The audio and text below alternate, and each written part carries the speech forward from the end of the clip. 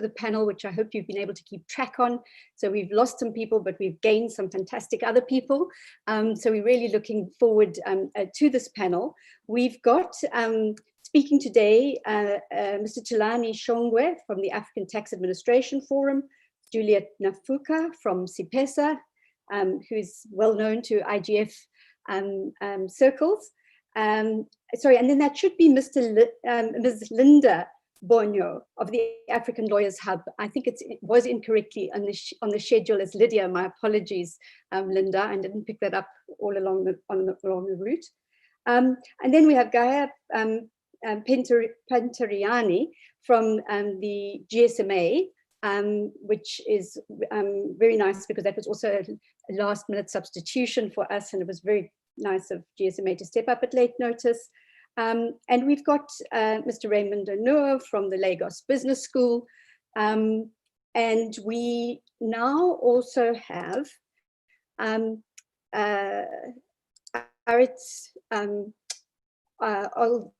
yes, that's sorry, Alison, that's Arthur Olszewski. It is Arthur. I was like, yes. It's a very exotic spelling of Arthur. Because I'm very happy to be here. Also, yes, thank you. Who's very kindly also just stepped into the fray at the last moment from my invitation to OECD that got lost in the system somewhere. So that was, we were really expecting that we would have to drop the input, which was absolutely central to our discussions of the global digital tax. So Arthur, thank you so much for joining us at such short notice. I'm not going to say too much about the individuals as they speak, so we can try and use our time to keep this as interactive as possible. The short bios are on the African IGF website. Some of them have not been updated with these later participants, and so we will get that updated. But I'm going to ask people when they speak, just their first introduction, just to say a little bit about who they are and where they're from, just the organizational affiliation and titles and that kind of thing, so people can keep track of that. I just thought what we could start with is by looking at some in the midst of the COVID pandemic, as that is so confronting us, the fact that these dominant technology global corporations such as Amazon, Facebook, Apple, Netflix, Alphabet, often referred to as FAN, some of whom do not even pay taxes in their own jurisdictions in which they operate, have experienced these enormous revenue increases, super profits resulting from social distancing measures, work from home, and the demand for home entertainment. Tax avoidance by these companies has prompted ongoing calls for a global reset of the information global system, the international tax system, including these digital taxes. Efforts to revise these outmoded international tax systems would enable taxation of firms without physical presence in the country from which they've earned revenue, which is currently what has prevented digital platforms from from taxing these platforms or these virtual operations in their countries. And so I suppose this raises the question for us of whether this represents an opportunity for African countries to increase their very often marginal tax bases by providing certainty of much-needed investment in capital infrastructure that's required, electricity, information, communication technology, foundational systems of the digital economy, identification and payment systems. But also in the context of global, of economic and social reconstruction, during COVID and post-COVID, and the increasing demand for, greater social protection, whether this would provide a source of revenue for tax purposes. So really, I think that, this is a discussion that plays into a lot of issues around the kind of, arguably irrational taxes, maybe less arguably, irrational taxes that we've seen around social networking, of end users, taxations on services that end users ultimately pay for, and really don't impact on the large companies that are earning the super profits at all.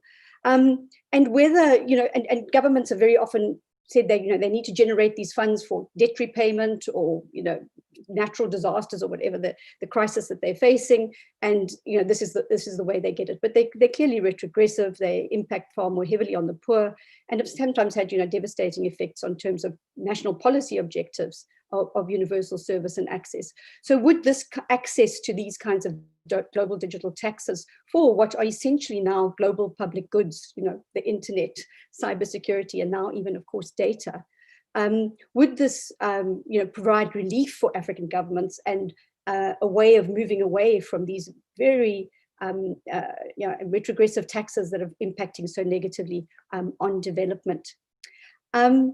So perhaps on that note, and just to pick up on some of those issues, perhaps we can actually just start with Arthur. And Arthur, perhaps if you would just explain to us what the OECD is proposing with regard to BEPS, and just I think so everybody can understand what that is before we try and discuss how this relates to Africa and whether it's compatible with legal and normative systems in the African context. Arthur, right. thank you. Arthur, if you just also just brief introduction on who you are.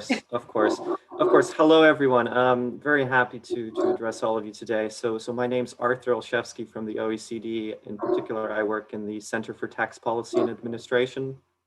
My area of expertise includes exchange of information for tax purposes.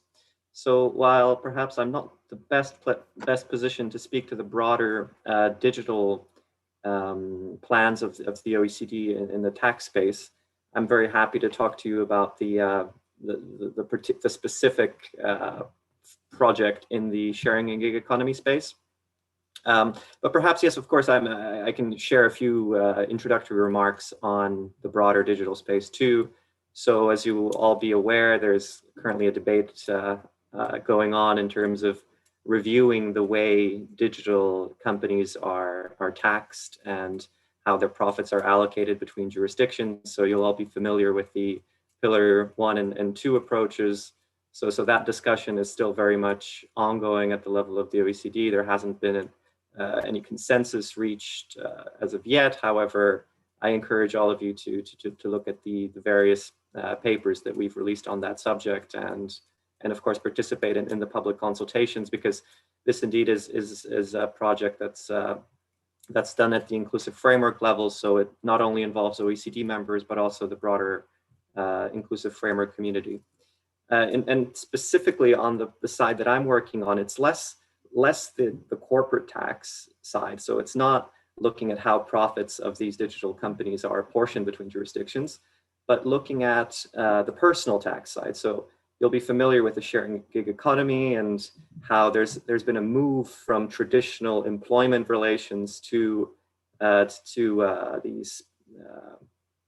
these very ad hoc type of work in the gig and sharing economy. So you'll be familiar with Uber, Airbnb, rental services provided, as well as other types of services, personal services that are facilitated in the sharing gig economy.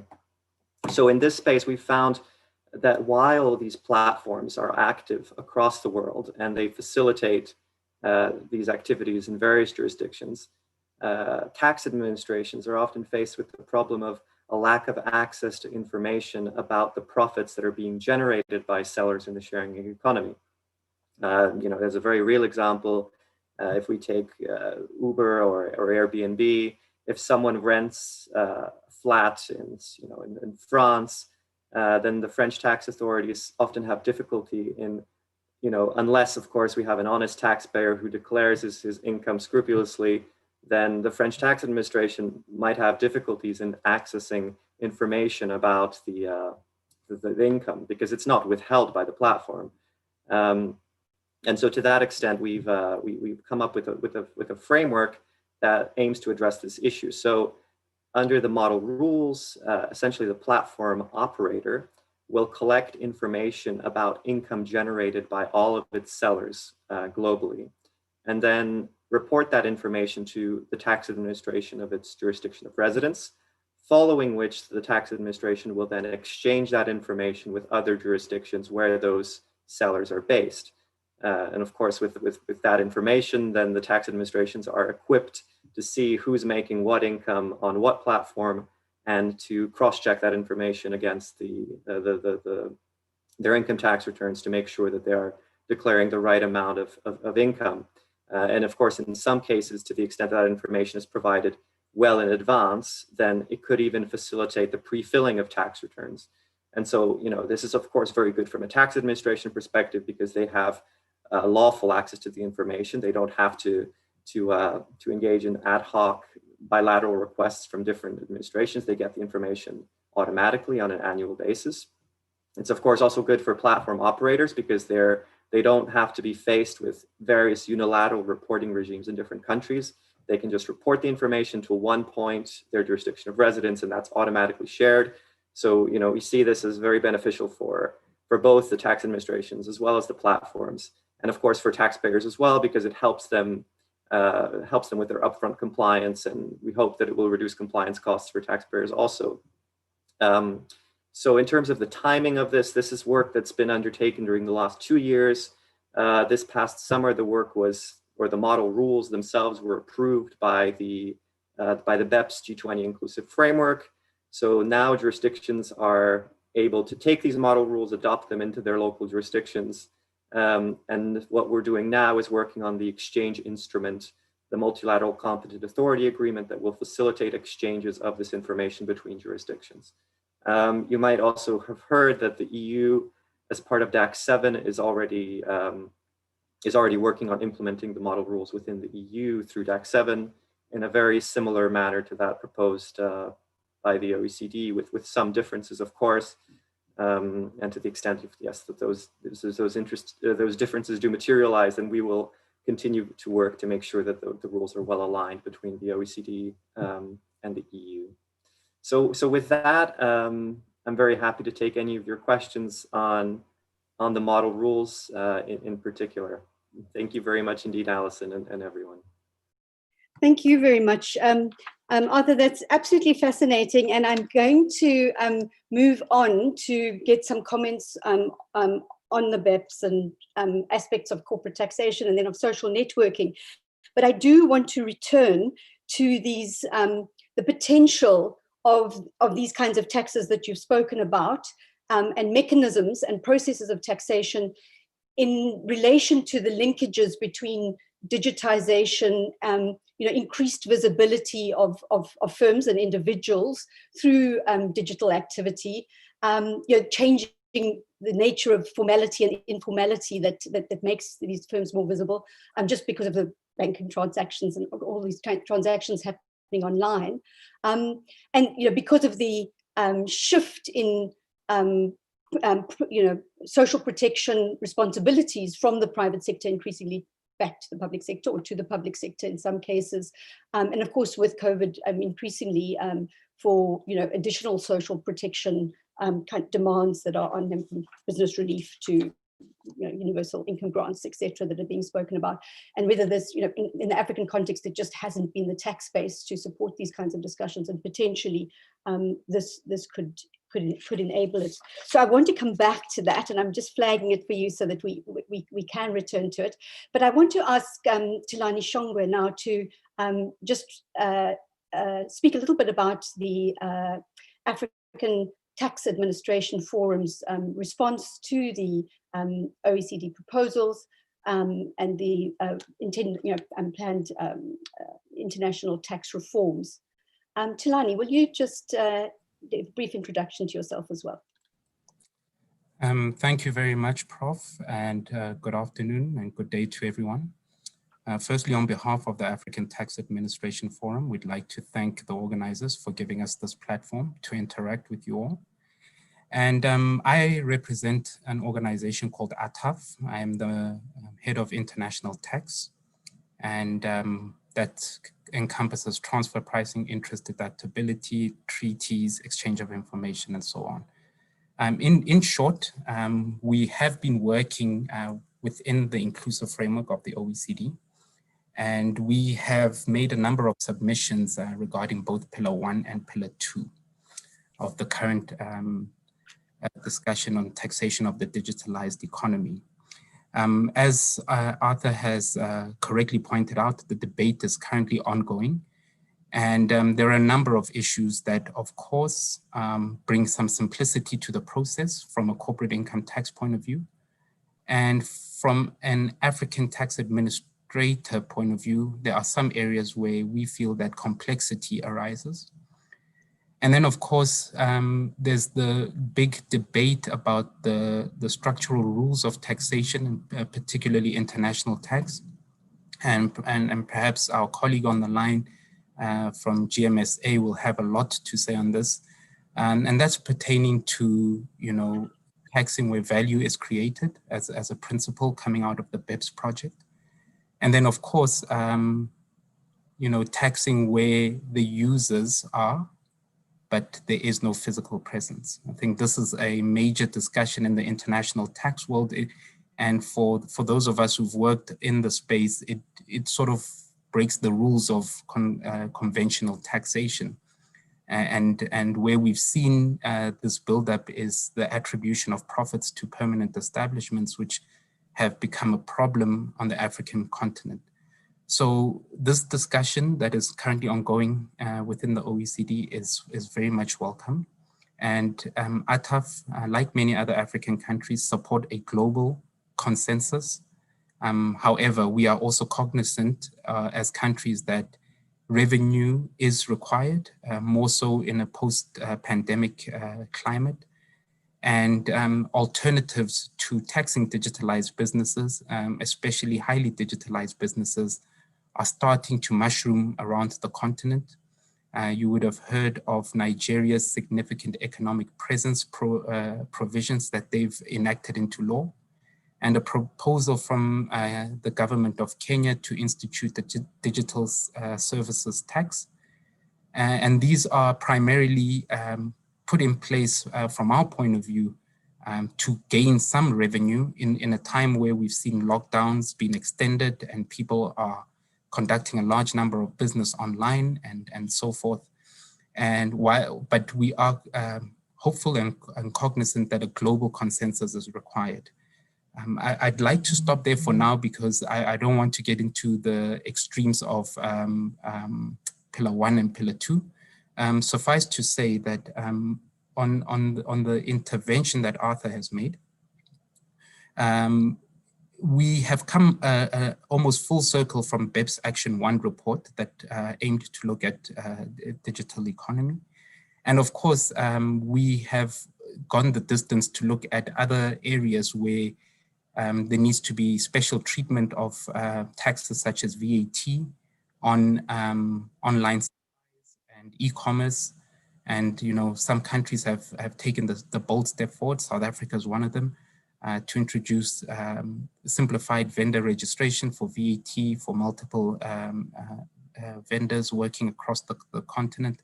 And these are some of the recommendations that Arthur has spoken about regarding the global rules, particularly on VAT. I'll stop there for now. Thank you. Thanks very much, Thulani. I think I will carry on with some more of the panelists, but just to say that it would be useful to come back, not in any great depth, but to speak about some of the complexities of the Pillar 1 and 2 and what some of the challenges are, particularly from an African perspective. So great to see the simplification, but what are still the kind of sticking points without obviously getting too technical on that, which would probably go over most of our heads, or certainly my head.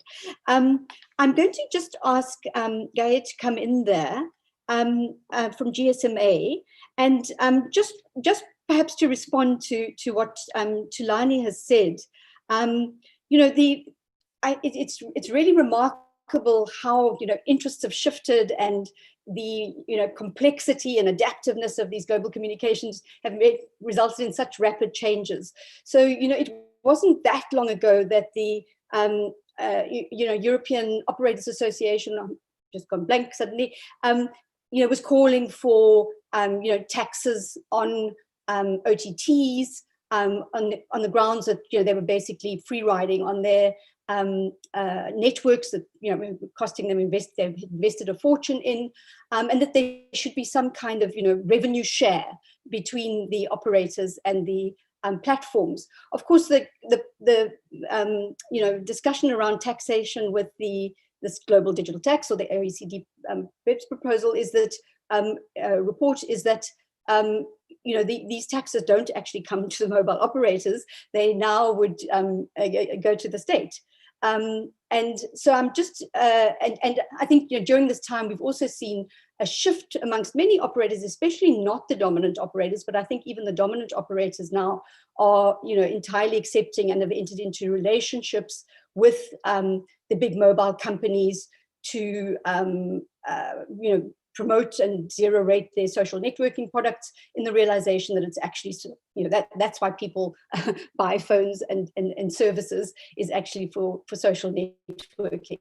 And so it's really driven demand amongst the mobile operators, and I think that a different view on on the OTT kind of relationship that there was, or taxation that was being called for some time ago. But this global digital tax is proposing something quite different, from which the operators don't necessarily receive the kind of benefits that they were looking for from profit sharing that they were calling for. Could you just address that component, and then we'll come back to other aspects of taxation and mobile operators? Thank you, Alison, and thank you for having me represent the GSMA.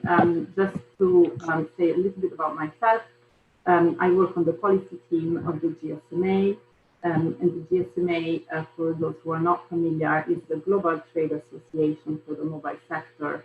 It represents over 800 operators worldwide, plus many more associate members in the wider mobile ecosystem. I think, yes, Tulani very rightly anticipated that I will have a lot to say on mobile taxation, because mobile operators have been subject to heavy tax burden and sector-specific taxation for many, many years.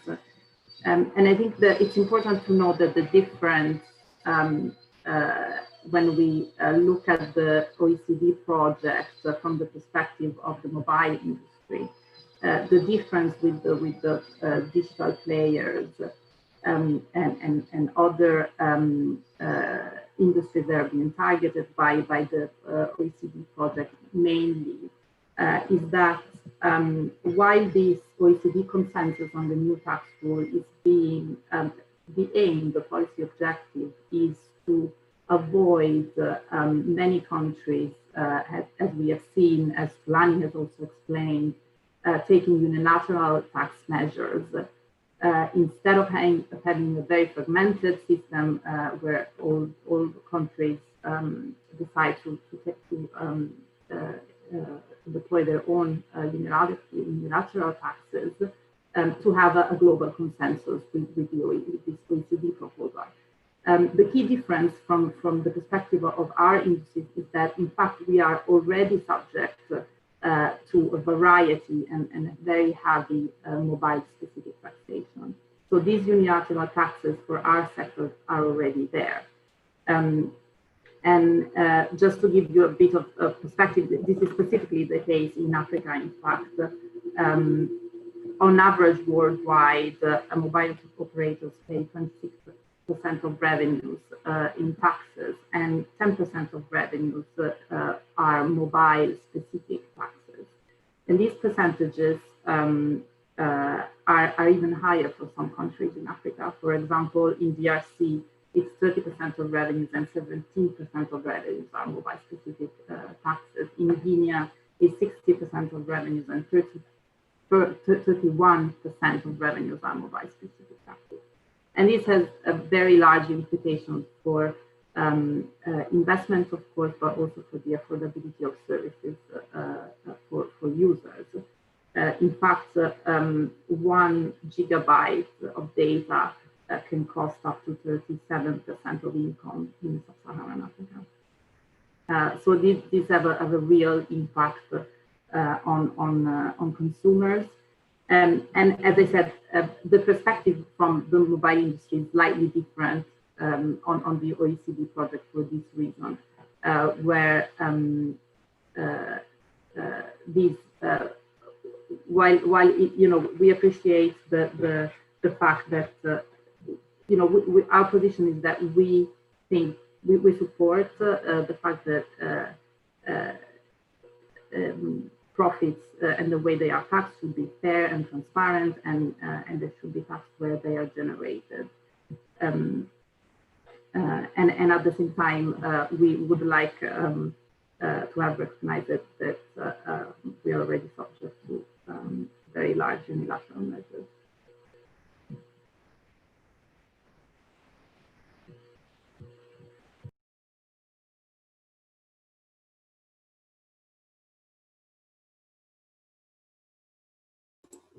Alison, I think you might be on mute.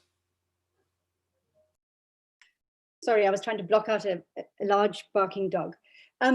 So I just wanted to come back to a few of the points that you made and that other people have made, and you've obviously covered very extensively in several of your GSMA, very thorough reports, these kind of the implications of these very high taxes.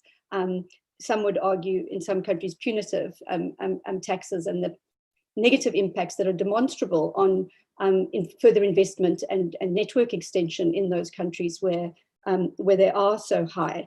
So I think there is evidence of that. On the other hand, the argument that this is, and it clearly is a driver of the costs of communications in many of these jurisdictions, needs to be set up against what is for especially the large transcontinental operators really close to super profits, EBITDAs of 40-45%. So does that cost all have to actually come through into the price of services? Is it actually taxation that's primarily responsible for that?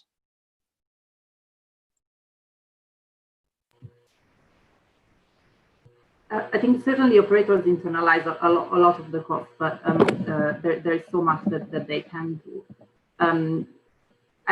And also, you mentioned margin. If you look at profitability, again, I think profitability for the mobile industry in the past few years is not comparable to profitability of some of the digital platforms, for sure. We also have to recognize that while obviously there are many industries that have suffered incredibly more than the mobile industry during this COVID crisis, the mobile operators took a very large hit, and we are forecasting 2 to 3% of reduction in revenue globally, and in fact 0.8%, I believe, in sub-Saharan Africa, reduction in revenues. So this is in the context of sustained investment, because mobile operators have continued investment. I think the figure for CapEx in 2020 for sub-Saharan Africa is 7.5 billion, and obviously we're looking at increasing investment for 5G in the next few years. Thanks, Andrea. So I think these when one aggregates these figures, one loses some of the enormous differences amongst mobile operators across different jurisdictions and within countries. And I think we were recently involved with an ITU panel and a report produced by Raoul Katz on some of the implications for the sector. And I think the broad consensus out of the report was, sort of, well, thank goodness we're not the airport industry, and actually, many of us have not done that badly. And if you actually look at the dominant operators in the South African context, which is the data that I'm most familiar with, you've actually seen surges in the demand for data and, increased profitability and increased dividends and all sorts of things that are happening with it. It goes with enormous investments, new investments being made in 5G, and, much bigger coverage obligations than you see in many other jurisdictions, but still highly profitable. And it's it seems that the smaller mobile companies are the ones that have been struggling during COVID. Many of the big ones have really been able to optimize their investments, especially with temporary spectrum and that kind of thing. And then of course you've got the mega super platforms that have profitable platforms that have really stolen the bulk of the cake during the COVID period. But I just think it's highly granular. The outcomes for mobile companies are highly granular, and some of these alternative taxing mechanisms and something and might take some of the pressure that there's been, as you've spoken about, on these mobile operators who are often the only or the primary source of corporate contribution, tax contributions in their countries. So I think it's important for us to look at these linkages. We've tended to kind of look at corporate tax separate from the global and separate from social networking taxes, which is really, I'm going to come back to you on those, but I just thought I would ask Raymond Anua from our he's actually from Lagos Business School, but also an associate of RIA who's been working on the area of taxation, to tell us a little bit about what we know about the impacts of social networking taxes from a fiscal point of view. And then I'll come to Juliet and Linda to speak a little bit about it more from a tax reform and from a human rights point of view. And just to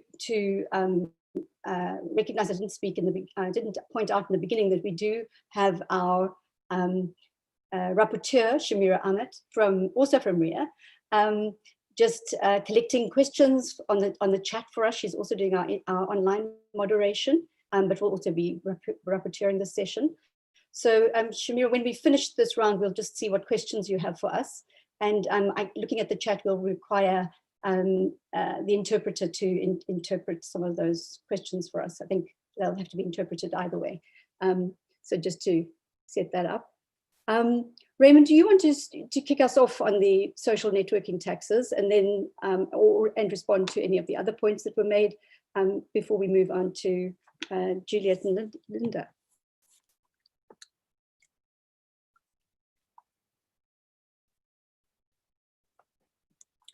Raymond? I don't think Raymond is online. Oh, shame. He was online earlier. He must have lost his connection. And he's not on the attendee list. Okay. Let me try following up with him. I suppose someone else can speak in the meantime while I follow up with Raymond. Okay. So, Shamira, I'm just actually wondering, as you've worked with Raymond on this area, whether you want to just speak a little bit about, what we know about the implications of the social networking taxes. I think, we actually have not a lot of evidence from regulators and from operators themselves in many of these jurisdictions. But I think because so many of them were, negatively impacted by this, we saw, for example, in Uganda, the release of results that aren't usually made public by the Uganda Communications Commission, pointing out losses and that kind of thing. I'm wondering if you've can be put on the spot, Shamira, to speak a little bit about that. Sure, I'll just speak briefly about that issue. So there have been, as Tulani mentioned and Gaia mentioned, a proliferation of excise taxes in the form of social media taxes, mobile money taxes, and other OTT services. especially in East Africa and in other Southern African countries. But these are mostly excise taxes, which end up having a negative impact on end users and also ultimately affect access to internet, widening the digital divide, and also impact other socioeconomic development efforts such as financial inclusion as well. So there are reports that these excise taxes are actually not are badly designed, and that they were not effective in increasing revenue as intended, for example, by the Ugandan government. The Ugandan government also published a report, the one that you mentioned, Alison, that the impact of the taxes after, I think it was a year or two, was that they reduced internet penetration and actually resulted in lower revenue from mobile operators. And also in Benin, there was an impact assessment done before the taxes were implemented, and it also showed the economic impact assessment showed that it was not an effective tax policy. And ultimately, these taxes also influence and affect human rights and right to freedom of speech as well. But I think Juliet will speak more of that. I know she's more of an expert on human rights and surveillance, especially with reference to digital taxation and OTT taxes. Shamira, thanks for stepping in there. I do want to go to Juliet and Linda on this. But I think that some of the counterproductive outcomes of these taxes is that they basically trying to generate revenues from sin taxes. So it's having this contradictory effect of reducing the activity and the services that they're actually trying to maximize the taxation on and the benefits on. And so I think in that same report they speak about billions of Kenyan shillings and billions of dollars actually in foregone taxes that would have been paid by the mobile operators had they been able to meet the demand that is usually there, or hadn't had reduced demand, and therefore reductions in corporate taxes. So I think a big part of the as I said, the negative outcomes or the unintended consequences of all of this is because these social networking taxes, for example, mobile money taxes, perhaps more specifically, are ordinary end user kind of taxes that certainly shouldn't be treated as subject to sin tax. But I think part of the contradictory nature of these taxes is that they are intended on the one hand to generate, capture new revenues for revenues from new services, for whatever purpose it is, but at the same time they're being used for social control or political control. And so you've actually seen, certain taxes like the bloggers tax in Tanzania of, $990 or whatever it is that's simply trying to block. Very few bloggers can afford that tax, and it's certainly not going to generate, a lot of income. And so, in the Uganda case, you also had, Juliet, in the Gazette, it actually said that the tax was also to, prevent gossiping. At a time that there was obviously a lot of political dissent in Uganda. So I think this is what, in terms of poor design, they're actually very contradictory, and I think this is where some of the issues lie. Juliet, could you speak to us more about some of the social control and human rights implications of some of these taxes and the effect that they've had?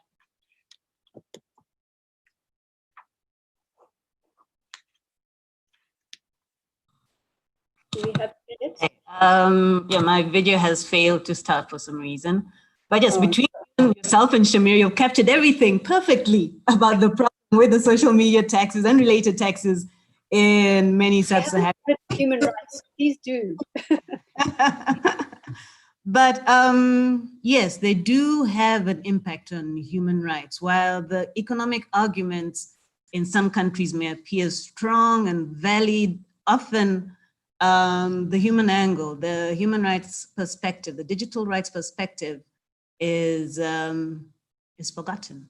And that was the case in Uganda, which upon the introduction of the taxes, following the presidential directives, saw a dramatic drop in the number of people accessing the internet, an almost immediate drop. There were some 5 million people who literally went offline. While numbers are recovering, we still haven't gotten back to where they were before the introduction of that Excise Duty Act in July 2018. But what happens with when 5 million people drop off your digital society in a country like Uganda?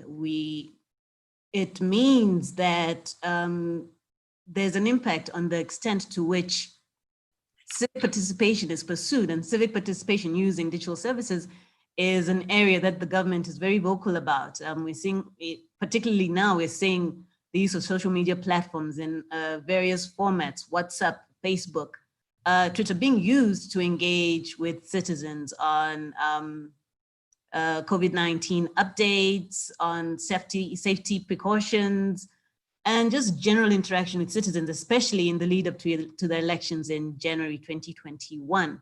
So it's been a double-edged sword. We want you to be online, but we don't. We know you cannot afford the internet because it's still expensive, but we're going to add this added cost to it. That was the case in Uganda. But as you'd also mentioned, there are various other laws that also serve to give the narrative that digital is for some and not for all. It's a very subtle undercurrent in the policy decisions when it comes to financial inclusion arguments that the state is giving. In Tanzania, as you mentioned, if you're running a blog, you're paying almost $1,000. In Egypt, if you have a following of more than 5,000 accounts, you are treated as a media house. So it drives a narrative of censorship and self-censorship, of fear, which is not what is happening in other countries. In other countries, we are seeing people leaving their 9-to-5 jobs and working on generating content because they have the freedom to do so, and the systems support that. So we're seeing jobs being created by simply running a YouTube channel, by simply running an Instagram account. Here, there's room for the same to happen, but because of that rather underhanded narrative around the use and access of the internet, and the cost associated with it, we are not seeing it as much. There are some people running online activities quite successfully, and I mean, that's one of the reasons why the state would want to come in and tax digital services. But it could be more, considering that we have massive informal sectors which could benefit dramatically from being part or better integrated into the digital economy. So that's just one of the aspects. We also see problems around the timing of the introduction of some of these decisions. They're often timed ahead of elections, just before elections, during times of public protest, but we see more social media disruptions happening at that point. And yet we still want to charge for the use of the services, but that's an argument for another day. But so there's issues around the opportunistic use of financial arguments for the betterment of the economy, for the growth of the tax bag or opportunities to collect tax. But it is problematic in the way it's done, the way it's carried out, very much in the absence of public consultation. It's good to see the OECD having public calls around the digital services taxation process. It would be good to know where Uganda stands a bit more publicly on such an issue, because there's already discussion around the introduction of a digital services tax in Uganda. So we're not waiting for what the rest of the world is planning on doing. We jump ahead and do things as we did with the social media taxes.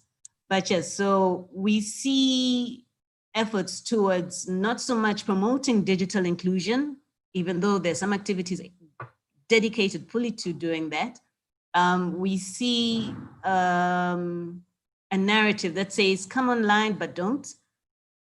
Be online, but watch your content. Come online, but we're going to charge you excessively for it. We know you cannot afford it, but pay us nonetheless. We will not guarantee what you're going to get in return.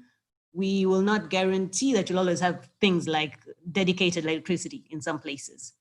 We do not guarantee the consumer protection of the quality of services that you're getting. You know, small things like that that actually do have a big impact and that should be part of the dialogue that takes place ahead of the introduction of some of these decisions. So yes, while we're seeing the consumer carrying more costs, we wait to see what the shift will be with regards to actual digital services, taxation versus taxation on OTT.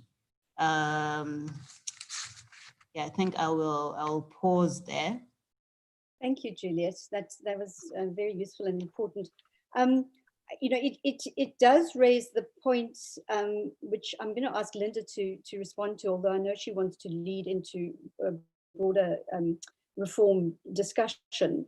But you know, in our posing this, you know, the possibilities of the digital global tax, you know, relieving some of the pressures on government in terms of, you know, getting domestic tax base up, and to meet these enormous developmental demands that are there, there have been, you know, concerns that, in fact, there is no quid pro quo, and that, you know, the access to the global digital tax does not mean that you won't, you know, that you'll stop these retrogressive taxation if they're, you know, irrational taxes in the sense of that they're not producing these unintended outcomes. Then what's to say that, you know, there's going to be a rational decision around using the global digital tax, you know, more progressively, and questions around, you know, sovereignty on the one hand, and a lot of the assumptions around many of the international global systems that,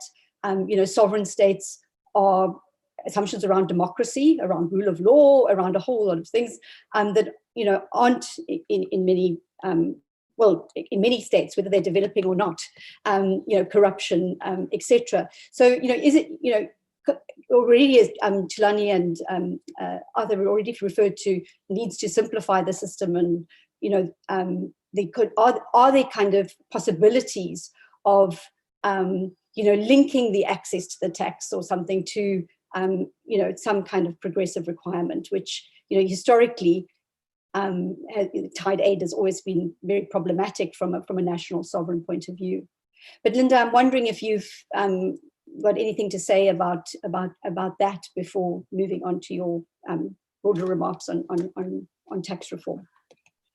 I resonate a lot with the comments made by Juliet, and I think many times the discussion on tax, you know, doesn't really rest with who's impacted. A lot of the discussion on taxation is one, very boring for the normal user, but they actually carry the burden of paying the tax. And at the Lawyers Hub, we've been really trying to look at, do people really understand how the laws around taxation work? Their first reaction to, you know, to taxation mostly is when they default. For instance, in Kenya, we have the Kenya Revenue Authority that can be a pain, you know, and the comment you made around political control, we've had this where you have somebody in the opposition party, or maybe just had somebody that you'd call it a dissident or opposition figure rise up to talk about poor governance and issues like that. And what the government would do is to first send the Kenya Revenue Authority to find out if they've been paying tax, you know, send them demand notes that they need to be paying their tax, and before you know it, they have a case in court. And so we see that particular political control on taxation just to be used to silence, you know, voices, and therefore people don't know about taxation. They would set up a company, and we work with a lot of startups in Kenya. They don't understand what's happening, because when you go online to register your new company, we have some registrations by default where your tax is by default. And so they run out to the company after registering one, but they don't understand that this actually gets to the level of, there's a new obligation that you need to pay several taxes for. So I think the way we do the tax, it's very defeatist because there is no public participation. We have tried before to engage on on tax discussions. Just recently, we had the digital service tax in Kenya. We've had VAT as well, the discussions around it. And we realized that we sent notes to Parliament and to the Kenya Revenue Authority. They don't read it. And even if they read it, they don't they don't implement any of those particular, recommendations that we are making. And so I think one is that our public participation policy process is broken. For instance, the Kenyan Constitution gives you, as a citizen, the right to be part of policy making.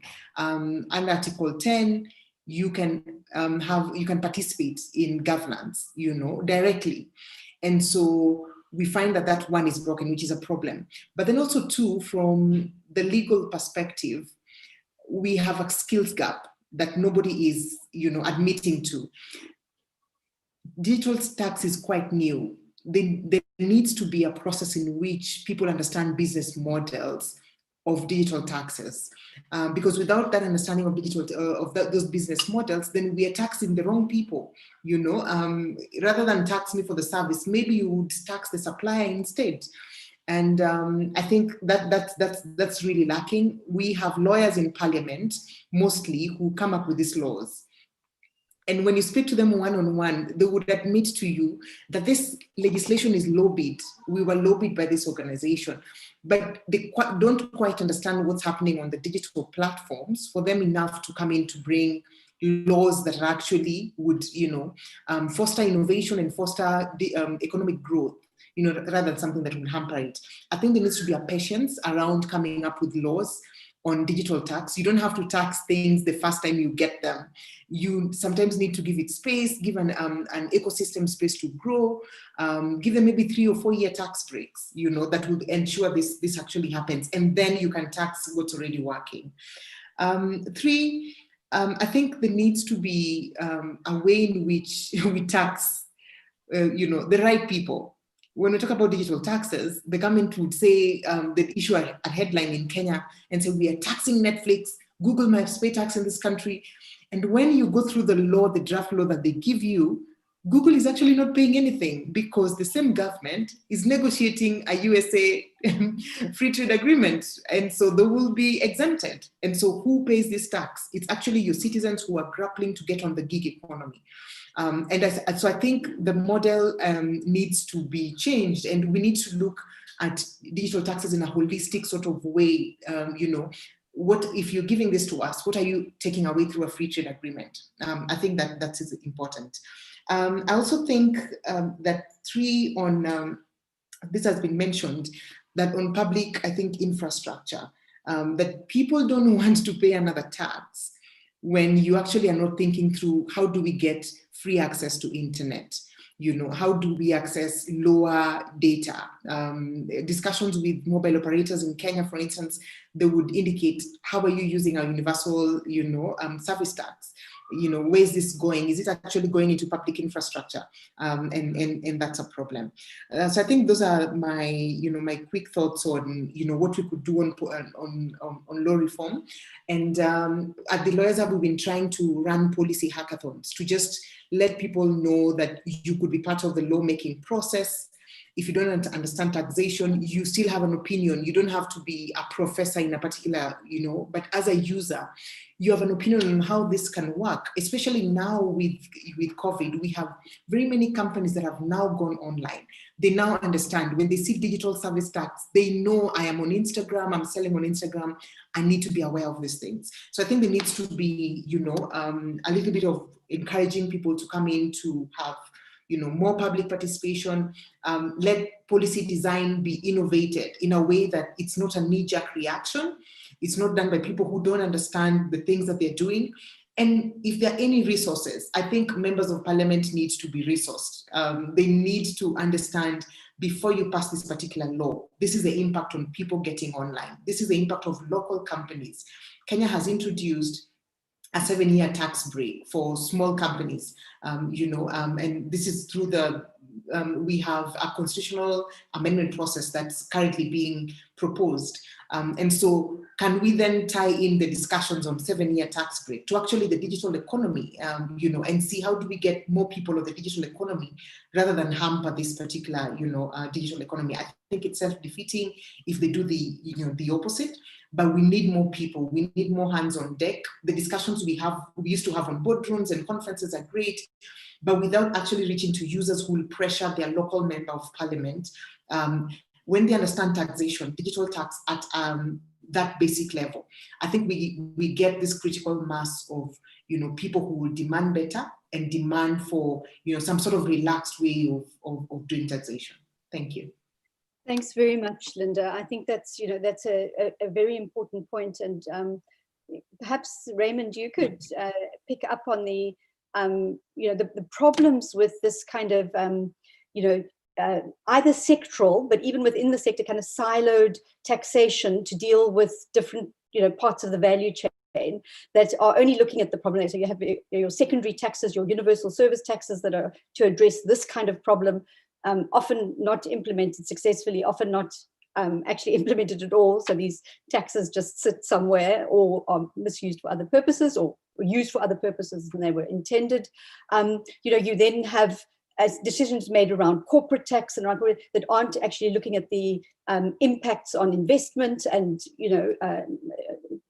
those kinds of effects. And then you have the effect of digital tax. And haven't we really come to a point now where we need to kind of look at all those taxes and say, what do we need in terms of a digital tax for the whole economy, for a modern economy? What kind of taxation would work? And then look at these global taxes and various things that are really the big parts of the digital economy, and what the implications of those are at the local level. Do we have Raymond online yet? No. Okay. So I tell you what I'm going to do then, while we hopefully do get him, is to just ask you all possibly to just deal with that. I think last point that Linda was made, and I've just sort of emphasized about, what do we really need in terms of a kind of integrated taxation system, and some sort of recommendations, but also to take that opportunity for you to pose questions to each other that you wanted to from the comments that were made. And perhaps just to start at the beginning again, Arthur, if you could just maybe take the first bite at that. Yes, Alison, I would be happy to. Now, with your permission, I'd also like to address a few of the questions that came up in the chat on the subject of the model rules in the sharing gig economy. That would be fine. Let me just ask Shamira if, Shamira, can we just go ahead and take some of those questions as we go along, and then you can pull out the ones that haven't been answered and we can see if we can get those specifically addressed? Yes, Arthur can go ahead. That was one of the questions I was going to raise as well. Okay. All right. So having said that, we got a few questions from Henriette in particular. One of them was about, in particular, Airbnb in South Africa and the fact that hosts have to pay tax. And I think, as a general trend, we've seen that platforms have always encouraged their users to ensure that they're in compliance with the local tax laws. But at the same time, the reason why this work was triggered at the level of the OECD was because the countries found that despite that, there has been a tax gap in the sharing gig economy. And that could be due to a variety of reasons. Of course, tax is a difficult subject. It's difficult for the layperson to always know what their obligations are, know when and how to comply. So, despite the best faith of the platforms, there still are cases where, compliance doesn't happen. And so for this reason, the project was indeed launched, and, we hope that will facilitate this tax compliance in a more streamlined manner. In terms of the second question on whether corporate tax is paid by Airbnb, of course, that's not a question that I can readily answer. I would imagine that depends on whether the African states where it operates have made a definition of permanent establishment that would capture the types of activities that are taking place there. Under the pillar 1 of the digital project, one of the proposals is to tie payments with user bases. So to the extent that there's a large number of users, then perhaps that would be captured under the revised permanent establishment definition. And then finally, I think there was a question as to the participation of African countries in this work on the model rules. So I can say that South Africa is represented in the working party that as a key partner of the OECD, it's represented in the working party that developed these rules. And as I mentioned earlier, the rules were approved by the inclusive framework, which includes many different African countries. Now, to get to the broader subject of coming up with a kind of unified, integrated framework for the digital economy, I think there's, in particular, considering the African perspective, there's certainly a need for capacity building, I think, to ensure that tax administrations are equipped with the resources to adequately implement any proposals. And of course, I think in this respect, it helps that the proposals themselves are tailored with a degree of simplicity to actually allow that. And I think, in some cases, there's a backlog of projects. We've got BEPS. We had many actions on BEPS, and now we're moving forward with BEPS 2.0. So I think it's important to remember that the perspective of developing countries who are still probably struggling with implementing that first round of various technical proposals. In terms of the work that I'm working on, so the model rules, I think it's also important that they are in a way coordinated with the broader digital project. And so I think, this is a very useful opportunity to make everyone aware of this work. I think there's two main use cases where it will be interesting for countries. So first, if you're a country that has a lot of users of digital platforms, if you know that there's a lot of sharing gig economy activity, so in terms of, for example, ride sharing or delivery, and you want to have visibility over the income that's generated by these users, this is the type of rules that you should consider implementing. On the other hand, we've got countries that are hosts to a lot of platforms that facilitate these services elsewhere. So for those countries, it's much more efficient to just send automatically the information rather than to be on the receiving end of numerous ad hoc information requests from other countries. And so I think those are the two kind of main use cases that I also wanted to highlight. And I think, this really works to ensure that there's a level playing field between the gig and sharing economy, which we see as a new type of digital activity versus what we already have. We already have taxi drivers, we already have people who deliver goods, and in many cases those services are subject to employment contracts, and their wages are all automatically withheld for tax. And so why we should, I think, make sure that the same treatment is applicable to those in the new digital economy also, to make sure there's level playing field between services that are basically the same and just differently organized from a kind of contractual and legal perspective. Thank you, Arthur. Absolutely, critical. The equity issues between digital and analog, or digital and traditional firms and labor. I think we should go to Shamira and see if we can take some more questions. But I think the other aspect of of what you're saying about trying to address these enormous information asymmetries that really plague the tax system or taxation administrations is a very important point, which, Thulani, I'm just going to ask you if you would respond to that once Shamira's just identified some questions from the audience for us. And audience, please do put your questions into the chat. There is no functionality to put up your hand and speak, so you have to put them through the chat. So please do that. Shamira, is there any question you want us to particularly respond to, and maybe that Thulani can take, or we can take the question and then Thulani can add? There is a question, thanks Alison. It's from Juma, and it says, in case of some East African countries under the Northern Corridor Initiative on unification of mobile tariffs, is there tax relief to citizens? And I think maybe Gaia can also help with this, or Thulani. Or Linda, yeah. Or Linda, yes. Yeah. So, Thulani, I just wonder if you want to respond to Arthur while Linda or whoever is going to respond to that question thinks about their answer. whether you just want to respond to Arthur's comments. And Yeah, to add sure. any other comments you want to the points that have been made. Yes, sure. I think there's quite a bit that's happened in the discussion, and it's also just brought a number of things to the debate. So I'll deal with them in two parts. The first part is listening to some of the comments from both Juliette and Linda. I think they're correct in pointing out the challenges that they see. But I also think that it's a precarious position for government. And I'll cite some examples. The introduction of a digital service tax is primarily not targeted at users, but rather at companies. And it's targeted primarily at MNEs and specifically targeted at turnover. And the reason for that is precisely so that, the other indirect taxes would apply to users for services rendered or services used. So it is quite a challenging position for a government to be in. And we've seen across the continent that countries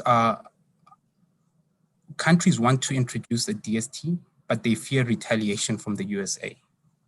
And I think you're seeing that play out in Kenya. And you're seeing that play out between France and the USA on the introduction of a French DST. So the aim of these DSTs is ideally not targeted at users. There's that precarious balance to maintain. The second issue around the work that's currently happened in BEPS, I think some of Arthur's right. The challenges remain in terms of, for example, country-by-country reporting, local filing, master file distribution among the treaty partners. African countries struggle with having limited treaties. Again, if I cite an example, I think there are only 4 African countries that have a treaty with the USA. So you can imagine that a country-by-country report is very difficult to get your hands on from a number of American multinationals that operate in an African jurisdiction. So there's those challenges, and Arthur's correct in saying that there's a substantial amount of capacity building that's required. We're also seeing that in the work that's currently undertaken under Pillar 1 and Pillar 2, the challenge there remains that if we're being frank and honest in the discussion, it's only Amount A that actually addresses the tax challenges arising from digitalization. Amount B, in our view, is a simplified transfer pricing measure. Amount C is an additional transfer pricing dispute resolution process. And Pillar 2 deals with some of the BEPS issues, trying to limit base eroding payments and profit shifting and so forth. So for African countries, I think there's still quite a journey to undertake under these discussions within the inclusive framework. The limitation of the inclusive framework process is that while there are African countries, including our organization, that participate, there are only 25 African countries in the inclusive framework out of a potential target of 54. So less than half the continent is part of the inclusive framework process. And additionally, maybe COVID has been a blessing that there's been a slowdown in the fast pace at which the process was going, and that can give countries an opportunity to really interact with some of the limitations, particularly as our organization has consistently pointed out that the return under Amount A is rather limited for African countries.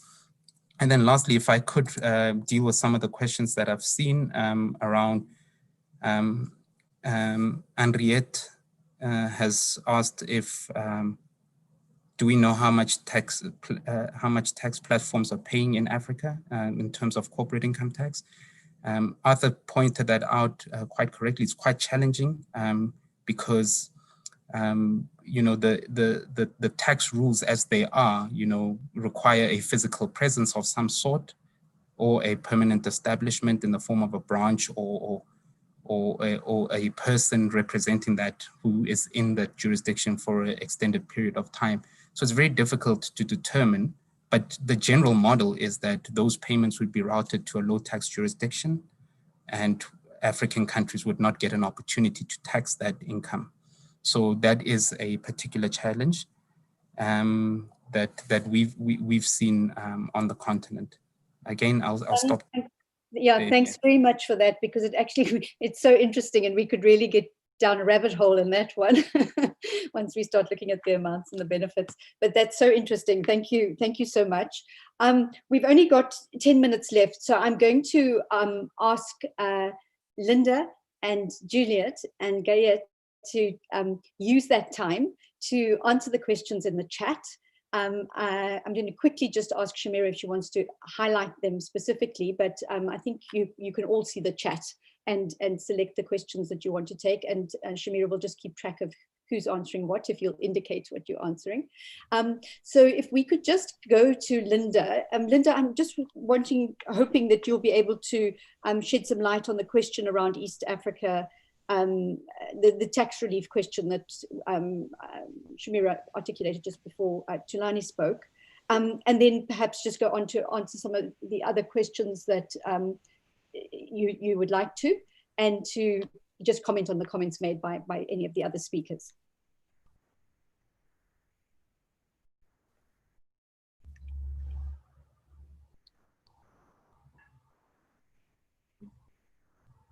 Linda, you're on mute if you aren't aware that you are.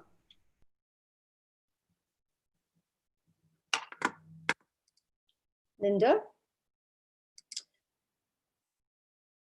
Okay, we seem to have a problem with Linda. Let's move on to Juliet, and Linda, we'll come back to you.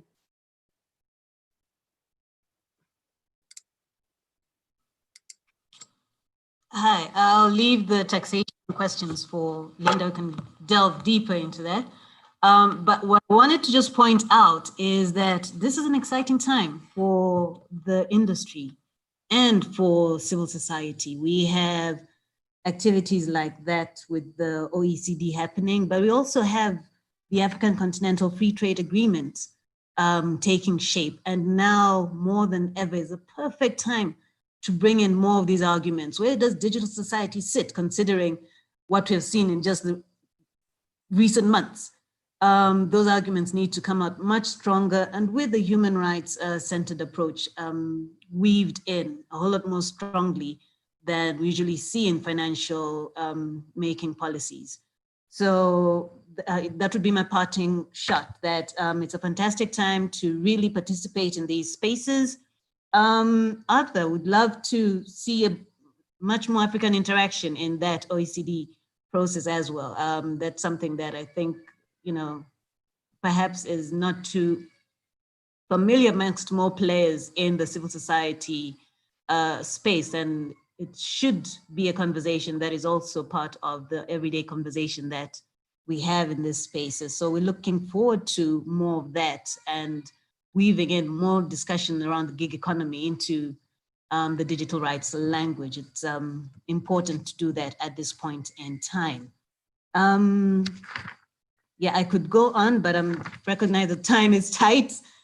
So at that, we just need to engage a whole lot more. There was a question about universal access funds, and in some countries, there's a bit of transparency in how the money is collected by the states from service providers is used. Would like to see a whole lot more of that. In Uganda, where I'm based, I didn't introduce myself actually earlier. My name is Juliet Nampuka. I work with the Collaboration and International ICT Policy for East and Southern Africa. That is otherwise known as CIPESA. My apologies to the translator for throwing that into the mix in such a fast fashion. Yes, we see some funds dedicated towards universal service projects, access projects, but it's not enough. And in a case like Uganda, where the state was promising to direct some of the taxation in that avenue, we have yet to see that. But nonetheless, transparency across all these processes is something that we are keen to see more of. Thank you. Juliet, thank you so much for that. I think the whole universal access thing, really, the failures of it, and simply putting more towards it is actually not likely to address those problems. They're actually, institutional and structural problems in the economy. So, let's park that, but it just should certainly be part of this inclusive discussion that you were talking about. And just to say, absolutely, the e-commerce digital economy has now been put on the third round of negotiations of the African Continental Free Trade Agreement. So hopefully it will come up there and we can do with that. But I see we do have Linda back online now. So let's quickly go to Linda and just ask her to answer some of those questions very quickly for us. And then Gaia, if you could finish off for us, please. So I've missed a lot of I think the discussion from. Sorry. Oh yeah, so maybe I'll just make my, just a closing remark and say I think there's a great opportunity for policy design that would involve public participation.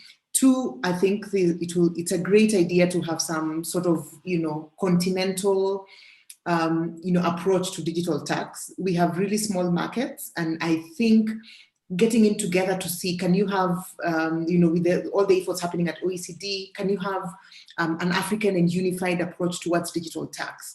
That way, Uganda doesn't watch Kenya come up with their digital tax and then they copy it word for word without really having a sense of, their own economy and what they need to do.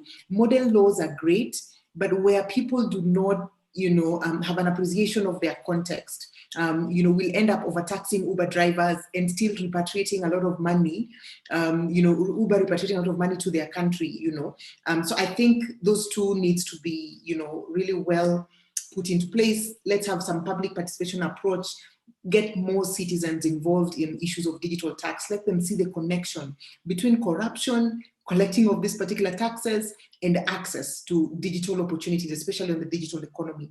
And also to see how we could have, are there more scholarships? Are there more policy exchange programs that we could come up with? Can we get more lawyers getting involved on the digital space? And that's what we're trying to do at the Lawyers Hub, that the more we train lawyers to understand the digital context, then they can come up with better laws, for this digital context without coming in as an outsider and an authoritarian, in that particular sense. So I think those would be my comments. And so sorry I dropped off. I couldn't hear you. It's a pity we lost you, Linda, but glad we got you back just for that important point around participation, which I think emphasizes points that Juliet had made, and really tie into the points that Thulani was making about only 25 countries being active. And I think, very often country participation in these discussions does relate to the levels of participation of civil society and the private sector, and that in policy making. And so that you get in those countries where you have more participation, you tend to have this, this better representation in there. It would be interesting to know if that's the perspective of the OECD and of the bodies like the African Taxation Administration Forum in trying to get greater African participation. But we've only got a few minutes left. So Shamira, I'm going to just see if you've got any questions that we might fit in when Gaia's finished speaking. But in case they're not, I just wanted to say thanks very much for watching that chat for us. And in advance for rapporteuring on the session for us, Shamira, and ask Gaia to make her closing comments and respond to any other comments. Thank you, Alison. I think I had a question on spectrum payments. Just very briefly, operators in local markets make payments for spectrum, which is a scarce resource that they need to operate their services, and they make these payments to local governments. Oftentimes, though, governments use these payments as a revenue raising mechanism, so that they try to push the price very, very high to raise additional revenue for the government. So if you wish, it is an additional way that the operators get taxed locally. I think I just wanted to make a point, maybe as a conclusion. What Linda said before about understanding business models really resonated with me. I think it's very important that the business models of the digital economy are well understood when designing policies. I think we can all agree on that. And I believe this OECD project is a very good opportunity for that, to really articulate the business models and understand which business models generate revenues where, if they have a local presence, if they don't. And I think it's very important, if only because of doing that.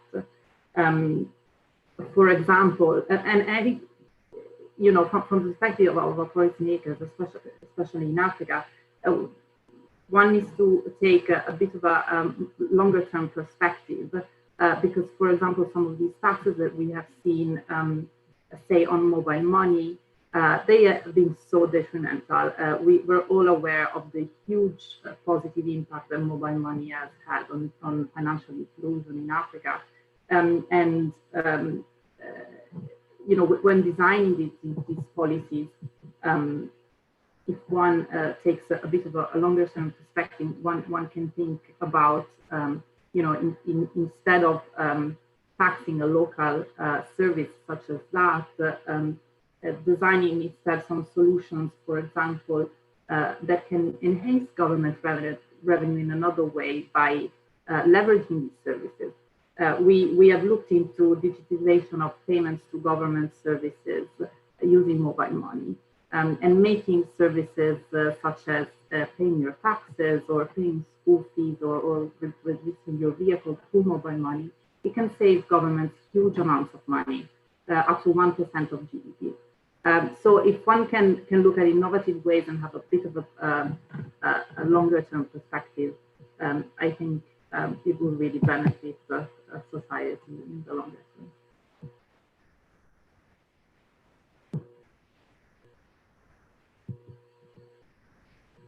Alison, I think you're still on mute again. Alison, you're on mute. Sorry, trying to manage the dog. I just wanted to say how very useful I found, very interesting I found this. I wish we had a lot more time, which unfortunately we don't, so we're not going to be able to take any more questions, I'm afraid, Shamira, but hopefully they will be there in the chat and people can follow up on them. Just the importance that we don't continue to address this in a siloed thing. I think it's become very clear. The taxation has to speak to the competition policy. The competitions policy has to speak to the regulation policy and intention, so that we get outcomes that actually enable and benefit the entire digital economy, and not just the aspect of it that the particular agencies are looking at, or particular aspects of the value chain that people are trying to address outcomes in. So Adil, thank you so much for that. And thank you very much to the panel, and thank you very much to our rapporteur. Thank you. Thank you very much, Alison. Can you all turn your cameras on, because we want to take a group photo?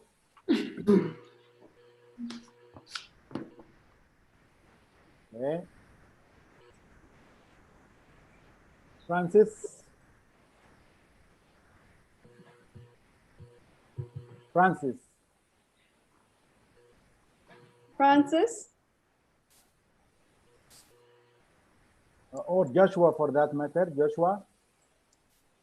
Yeah, we need some faces in these black boxes. Yes, absolutely.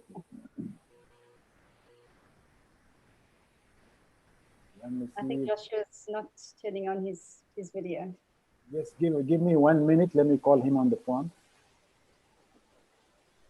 I've just changed the hide non-visible participants, but that's lost you, Adil. Can we possibly answer some questions while we're waiting for the picture? Anyway, even if we don't have a chance to take all the answers.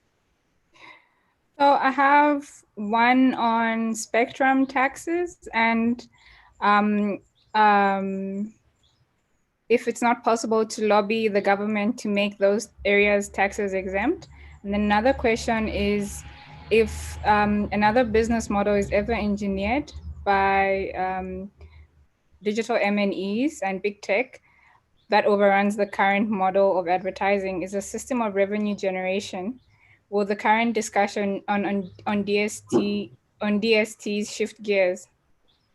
I think that's for Tulani and Arthur.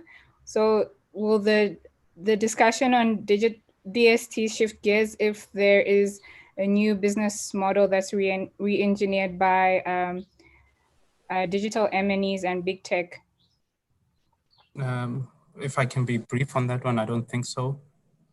Primarily because of where the proposed tax is going to be levied.